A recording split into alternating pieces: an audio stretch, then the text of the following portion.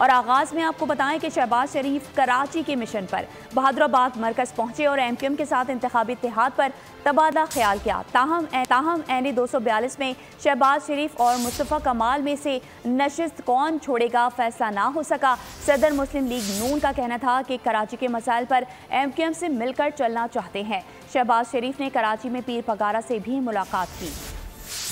शहबाज शरीफ का mission Karachi, MQM के मरकज बहादुराबाद पहुंचे। वालिहाना इस्तकबाल हुआ, लेकिन मुलाकात की अंदरूनी कहानी ने एक अलग मंजर भी दिखाया। NA 242 की सीट एडजस्टमेंट पर दोनों जमातों में कोई फैसला ना हो सका। NA 242 से शहबाज शरीफ और मुस्तफ़ा कमाल उम्मीदवार हैं। सदर मुस्लिम लीग का कहना था कि कराची की तरक्की के लिए MQM से मिलकर चलना चाहते हैं। तो आज हाजिरी का मकसद यही था कि आए मिलकर हम ये फैसला करें कि हम पाकिस्तान को अजीम बनाएंगे, इस शहर को अजीम बनाएंगे।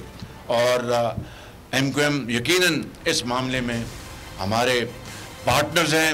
ये काम कोई फर्द वाहिद नहीं कर सकता, यह सिर्फ और सिर्फ शराकतदारी और टीम वर्क से होगा। MQM के रहनुमा खालिद नकूल ने कहा, इख्तियारात की निचली सतह तक मुंतकली कराची के अवाम का देरीना मुतालबा है। कराची में मुस्लिम लीग नून और GDA की बैठक भी लगी। शहबाज शरीफ पीर पगारा मुलाकात में सीट एडजस्टमेंट समेत सियासी सूरत हाल पर तबादला ख्याल किया गया।